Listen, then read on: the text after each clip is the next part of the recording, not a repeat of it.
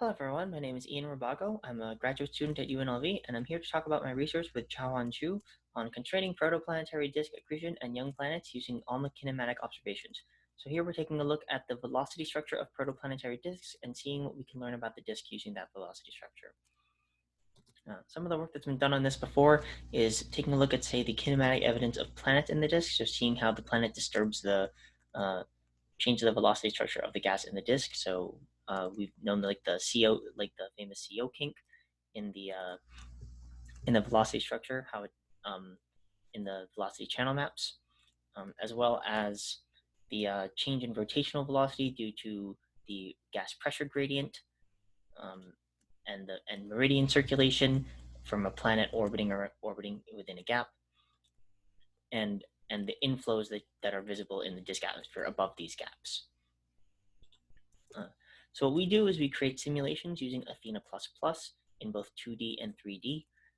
For our 2D simulations, we create disks with different vertical stress profiles, which represent different accretion mechanisms.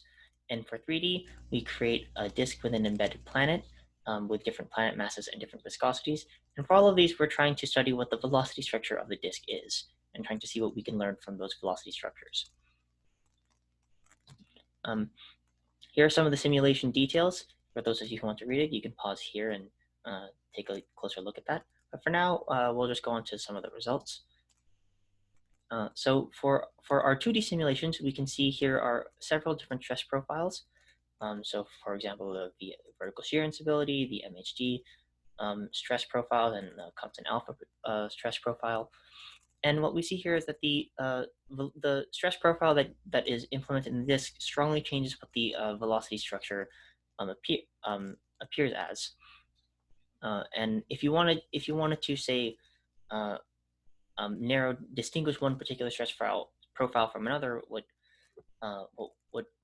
you can do is you can use different molecular tracers to measure the radial velocity at different heights along the disk. So measure, say, using 12CO, 13CO, and C18O, you can measure the radial velocity at different points along here and see how the radial velocity changes with increasing height.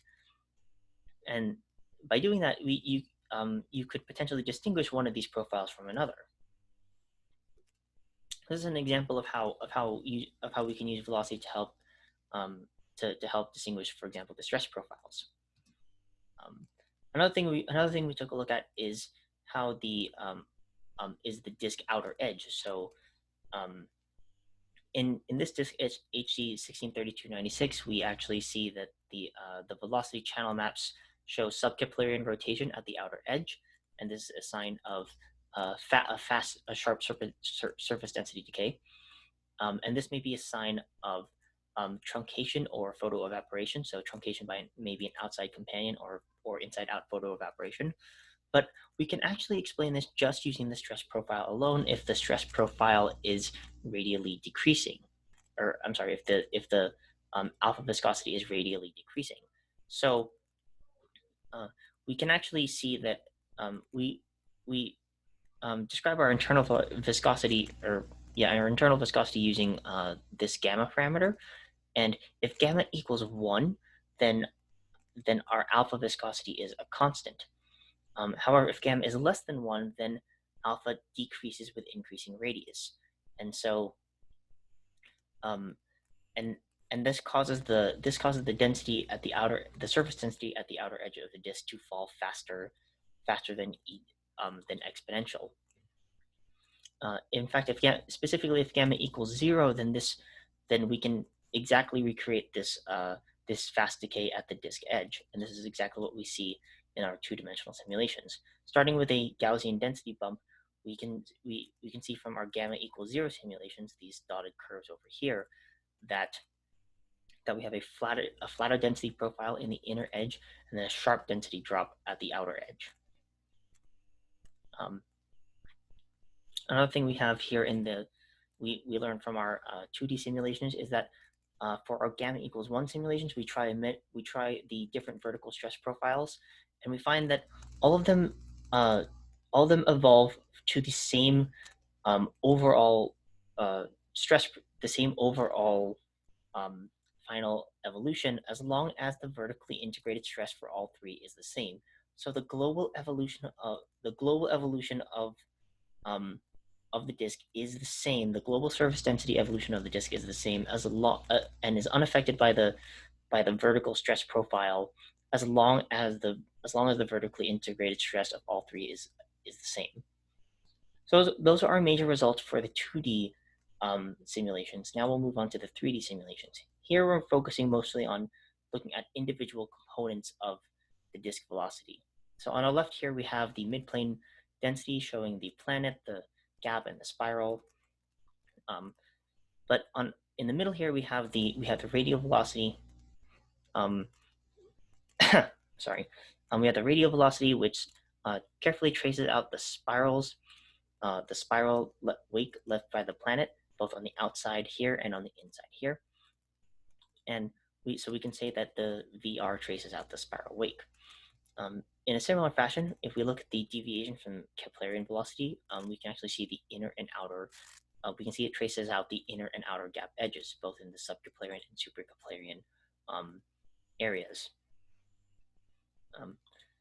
Using those two, we actually derive a relationship between the CO Kink velocity and the planet mass. So to be clear, the CO Kink velocity is this region very close to the expected location of the planet, where the gas is strongly disturbed by the strongly accelerated by the planet's gravity, and we find that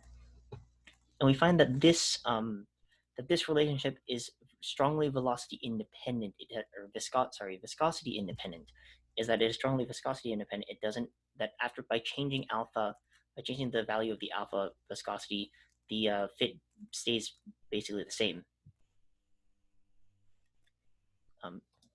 We also take a look at the meridian circulation of the disk, and we do see some inflow patterns kind of in the vicinity of the planet, but it is important to note that this is a very local effect, where material is flowing kind of close to the planet, but then does not continue very far around it doesn't continue all the way around the disk. And so it's important to note this in azimuthally average pictures, which show meridian circulation, that this does not necessarily represent what is happening all the way around the disk. It may be a very localized effect. We do take a look at the azimuthally average quantities in here, and we take a look at them for each component and across the vertical heights of the disk. And what we see here, taking a look at the first component, the deviation from Keplerian velocity, is we see the decrease and increase, which corresponds nicely to the pressure gradient at the edges of the gap. And the VR and V theta components individually show the components of meridian circulation. So here, looking at the VR component, we can actually see the planetary flows in the midplane from this decrease and increase in radial velocity. This is the planet-driven flows moving to the left and to the right here. Notice that they don't extend very far vertically. They're only localized quite to the midplane. Also in V theta, we can see polar inflows from the meridian inflows flowing into the gap from above over here from higher up in the disk, up say 2 or 3 scale heights. And important to note, while we can see the parts of the signatures of these meridian inflows in the velocity components, they're actually very small. So they're about 1 order of magnitude smaller than the signature produced here in the deviation from Keplerian velocities. Taking a look at the Keplerian velocities, the Keplerian deviations a little bit more, there's been previous 2D simulations have derived a relationship between the amplitude of this measurement here and the planet disk parameters, and so we compare our models to previous fits, but also across the vertical structure of the disk, and what we find here is that within about 2 or 3 scale heights, that these fits are still that our models still work with these fits just nicely. But we haven't actually answered this question here, which is that which signatures are unique to the planet, which signatures come from the planet and not necessarily from anything else. And so to answer this, what we do is we remove the planet from the end of our simulation and we continue the simulation a little bit longer for a short amount of time.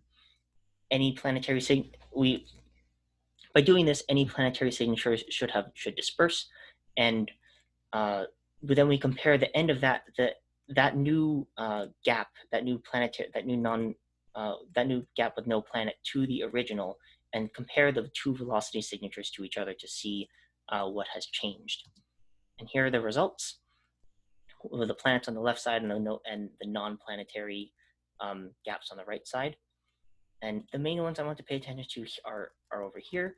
So in the deviation for Keplerian velocity, they are the same in both. And what that means is that this feature is not necessarily intrinsic to the planet. It's being caused, in this case, by the gap. It's just being caused by the radial pressure gradient at the gap edges and is not necessarily a feature of the planet itself.